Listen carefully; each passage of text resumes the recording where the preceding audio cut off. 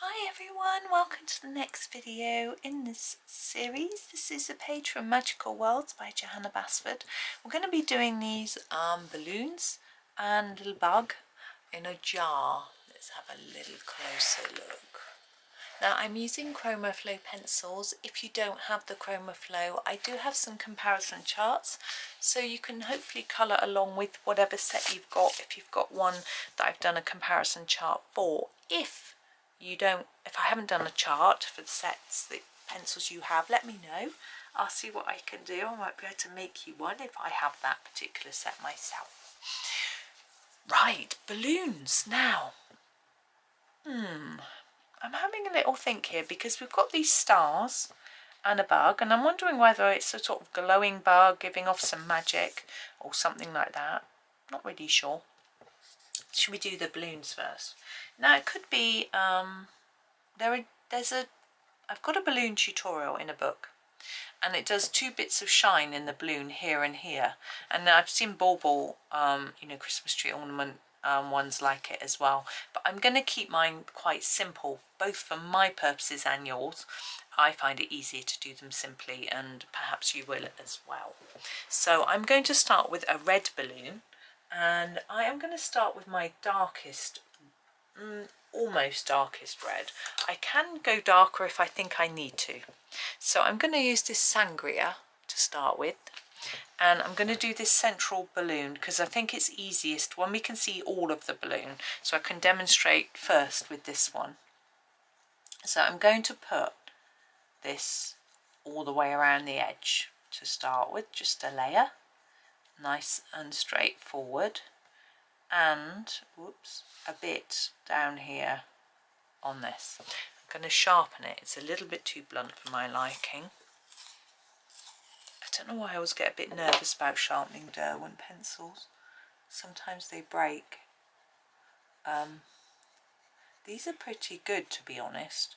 Actually, it's the what are they called? Lightfast that seem to break more, which is surprising as they seem to be a thicker pencil. What I'm doing here is I'm extending this red area, bringing it in towards the middle. I'm going to ignore this for now.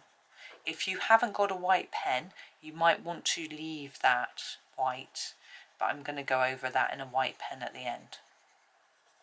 It's much easier, for me, I find it much easier to colour around it. So we're beginning to make this paler. The reason we do this, which you probably know, is to make it easier to blend it into the next colour. I'm just going to try and put a really defined line around the edge, sort of scum it out a bit more, like that. My son just got up. Husband's still asleep, I think. I'll go and have a chat with him in a minute. Pure red. Yeah, it's 20 to 9. Yeah, I could do with a coffee. Second coffee of the day. I'll go and chat to him, see if he's alright. I heard him coughing a lot in the night. But yesterday he said he didn't notice he'd been coughing in the night, so that was good. So we're doing the same thing again, sort of reducing the amount of colour towards the middle. Because what we're going to do is just make it look lighter in the centre. There we go. Now I need a lighter red. I'm not sure what I've got. Let me have a look on my swatch chart. The scarlet is a little bit lighter. I think we'll have to use that. And just with care, really. So here it is, scarlet. So again, I can go over all of it, and it helps to sort of blend it all in. Make sure, goes over the bits of white paper that I've left. Sometimes on purpose, sometimes by mistake. Sort of burnishes it all down, really. But towards the centre, we don't need it really burnished. Now, burnished means putting down enough colour to hide all the paper. We don't need to do that right in this middle part because we want it to look lighter. But we do need to just put a little more down here so that we can really see that it's significantly lighter in that central area. that. Now, if you wish, you can just leave it like that.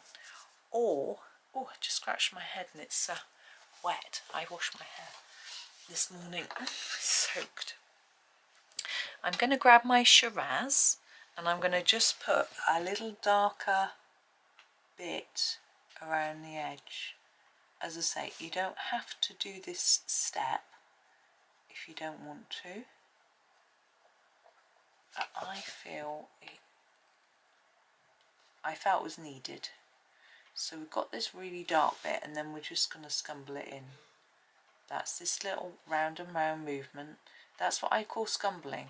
Now, a lot of people do call this scumbling, but actually I did a coloured pencil course and they called something else scumbling. And the person teaching the course was art school trained, so perhaps they know more. But anyway, so that gives us a more of a dark edge to try and give the impression of the balloon being much more rounded, spherical almost. It's not, obviously it's not quite a sphere, but you know what I mean. So it's more 3D. Now, hopefully when we do the other two, that'll help. Obviously the white is missing at the moment. I'm going to put that in at the end, or else I'm just going to smudge it because I know what I'm like. So we're going to do a blue balloon here, I think. I'm just having a look at my choice of blues. The blues in this set are quite variable. So we've got these really dark ones here, sort of some are purpley blues. And then we've got this grey blue, but it doesn't go with this one or this one. I've got a lighter one here, and then these other grey blues, and then mid sort of blues. I think these two are almost the same, but we could put that one and that one together, maybe with that one. So I'm going to go Santorini blue and glacier blue, and I think that'll work. There's the glacier blue, there's the blue, there we go. And then if I need a really dark blue, I've got another one I can go for, deep sea, I probably use. So here's our Santorini. And we're going to go, as with the other one, around the edge. Now, I talk about stars while I'm doing this. There are different ways you can approach your stars. Some people just like to use some glitter, a glitter pen or stickles or whatever it might be, and absolutely makes them look lovely and shiny. But some people much prefer to use a coloured pencil. Now you can make a star look quite shiny with coloured pencils if you're careful. Here's the blue layer, but you need a bit of space to layer up various colours, and these we don't have very much space at all. So this is why I'm sort of pondering what to do, you know, because if I want to make a gold, I would really want a dark brown, a light brown, an ochre and a yellow.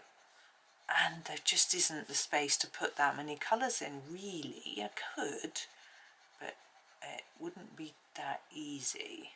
I'm not really talking you through what I'm doing here. Hopefully you can see, but I'm just layering it up like the other one. So we've got more intense layers on the outside and then less, covering that over with the next layer and then less, and then this one's just going over this central part,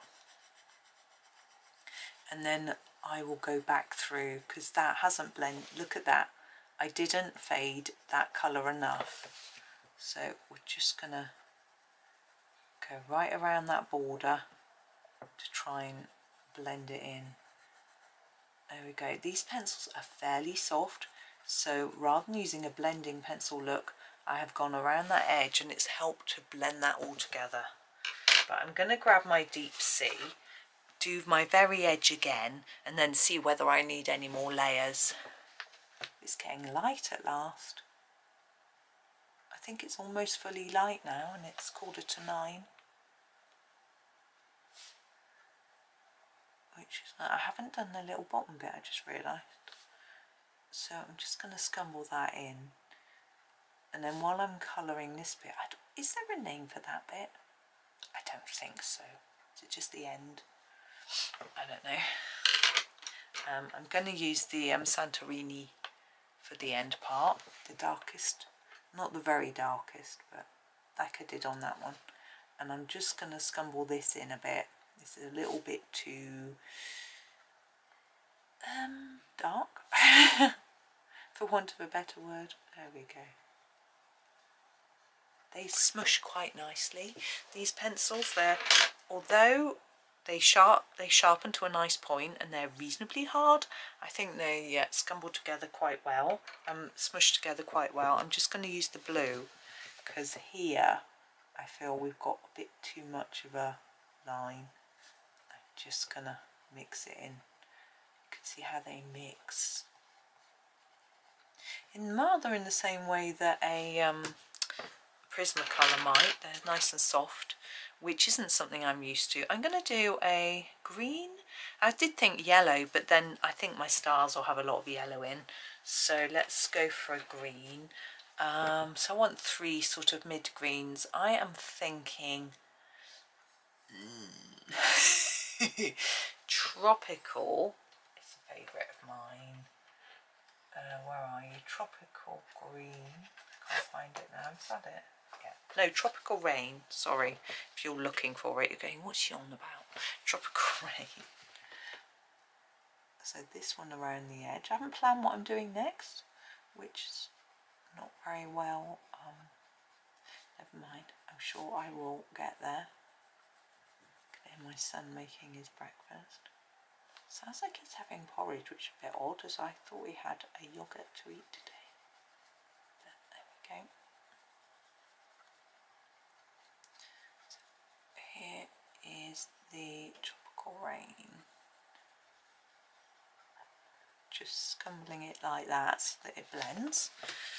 And then I am going to use the jungle green. It isn't quite the same type of green, but I think it will work nicely together. If I put it over the top quite a lot, then it'll mix in nicely, I think. They're just really pretty greens, I think. Now this one, the edge, the centre of our balloon is going to be here. This one, the balloon is a bit more further over, so we're going to have to put a bit of this green here, I think. You have to try and imagine where this line goes. Maybe that one's a bit too far over really, but never mind, it's done now. Can't change that one, not really.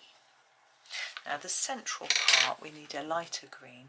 Now we could go for a more bluey green, but I actually think it needs something like spring bud.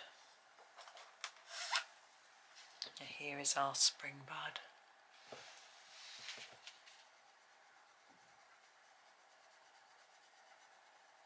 Just a pale centre.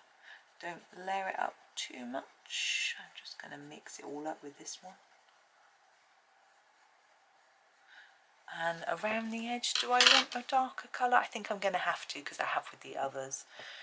I think the obsidian green is probably the nearest, rather than the leaf green. There we go. Obsidian green, just to do the edge. Again, if you haven't done this on the others, then you don't need to do it on this one. All the way around, but then you need to blend it in a bit like this, and you may need to put a bit of the next green on top. I think I'm going to get away without doing that. Yeah. Now the only other thing I want to do apart from the white pen is where they're overlapping there would be a bit of shadow. I'm trying to think about what colour to do that shadow in. I think I'm going to use a grey. We have got a colour called neutral grey, which I think I'm going to use. Here it is. Now it needs to be quite sharp. Oh, it's gone quite dark outside. It's very grey. On my phone and tablet this morning, when I was lying awake at 4:30, it gave me a little notification saying that I'm just gently building up this layer of colour. I don't want too much. I'm going to do a bit on the other side and then sort of sit back and look at it and see whether it's enough. I'm going to do a little bit more. It said there were wintry showers due here. I looked on that was Google weather. I looked on BBC weather and it just said rain. So we'll find out what's going to fall from the sky. I think that'll do. I don't want to overdo that. Right. I'm going to do the shine bits now because I think I might forget. You know what I'm like. I can use my Jelly Roll 10. So I'm going to go right over the black line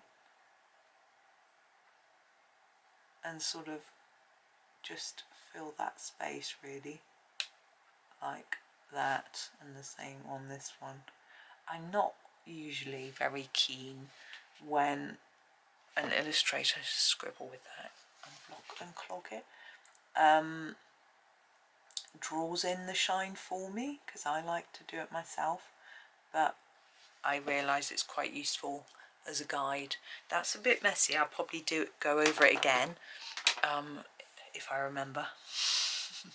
So stars. Now I'm thinking maybe I'll just use a couple of colours. Let's have a look at what we've got. I think I might turn straight to the yellows actually. Grab the golden sun and use this in the tips of our stars. Now I'm going to have to sharpen it. It's very small. There we go. Just go into the points and then try and fade it as you come out. It's not the easiest, it's so small. Do your best, it's all you can do. If you know you've done your best on a picture, then, you know, hopefully that makes you happy. Now, I want a really bright colour, and I don't know whether to go for amber gold, which is lovely, orangey bright, or whether to just go for the sunflower, which is a more yellowy tone. I think I'll go for the sunflower. There's no right or wrong when it comes to colours and colouring. So if you prefer the amber gold, go for it. There we go. So this is our sunflower, and I'm going over everything in this. There we go. Okay. So many pencils. Now, jar. I think I'm going to definitely do our butterfly first because I want to draw a bit of shadow on the jar, and I might put some of that over the top of our butterfly, so I need to colour up the butterfly first. Now the body I'm going to do in a grey. I'm just having a look. I'm going to use a really dark grey, so I'm going to use the slate grey.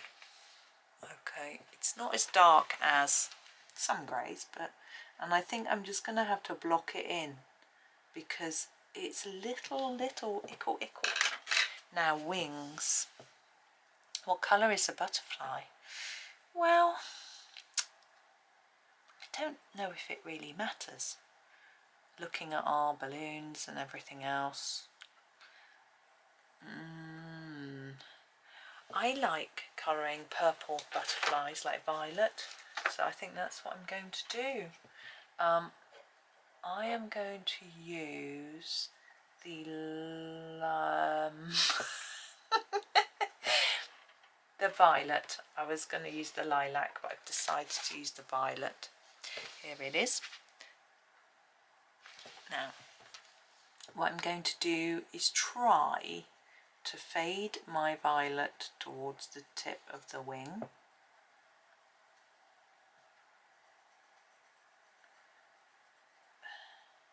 There we go. Now I'm going to grab a black. You can use a pen for this if you want. I feel better using a pencil. I'm going to go around the edge of each wing with the black. So just thickening up. Actually, I might just do it on the tip because it's so small. Just thicken up that bit of black line that's on the tips. Now this may not show up, but we're going to grab our white pen and we're going to put a little dot on the tip. Oops, that one doesn't look very good. There we go. Maybe I should have used a smaller tipped pen. Okay. Now we've got a lid, and I'm going to do the lid in gold. Let's start with the natural brown and do the edge here, and then fade, and here intense on the edge and then fade, here a bit lighter on the top, just a little nod. Then I want a lighter colour. I'm just looking at my swatch chart. I am going to go straight for my brown sugar, I think, which I'm going to sharpen. So here we go, brown sugar, and hopefully this will match our stars a little bit.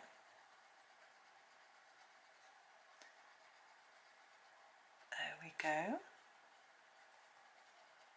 So more intense on this bit of the lid, because I think, oh, just not my tripod again, sorry.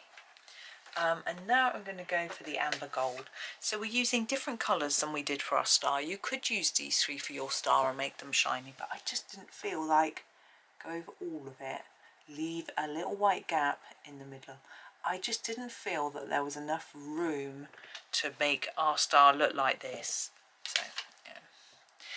Now the actual jar, we're going to colour in a bit of a grey, so you can just try and make it look a bit see-through, glassy sort of thing, and the Oxford grey is pretty good, I think, for this sort of thing. Now if you look at the jar, we've got a dotted line around here, so I think what Johanna is saying to us is leave that bit blank and only colour here. So I'm going to fill in this line here with my grey like that, okay, and then I'm going to come in and just fade it off like that.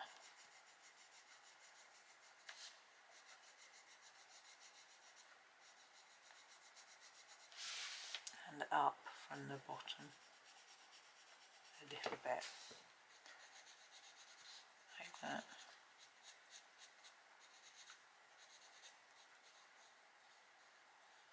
I feel like that needs to come to there a bit more. There we go. Now don't be afraid to make this bit fairly dark, because we're going to put a little bit of white pen on it. Here's our back to our jelly roll. I'm just going to put a little bit of white down here and here. My pen doesn't want to work. I'm not having much luck with my white pens today, am I? I think they're running out, to be honest. There we go. Now we have just a tiny bit to do. Do you see we have these magical dots here? What I'm going to do, this is my number 700 Sakura jelly roll, which is just a glitter, and I'm going to go around the edge of the stars and do these. It may not show up very much on camera. Try not to put your hand in the white gel pen, she says to herself. I'm sure you're more sensible. There we go. There we are. There. Now you can't see that, I shouldn't imagine. Let me just tip here. Oh, I've got pencils rolled underneath my book now. There we go. So there is our balloony jar picture. So that was fun. I'm really pleased actually with the balloons. Sounds a bit, I haven't you know, I've done different balloons before. I haven't always been happy with how they've come out, but I think those look rather pleasing to me anyway. Yes, well, thank you for watching. I hope that you have a really lovely day and happy colouring.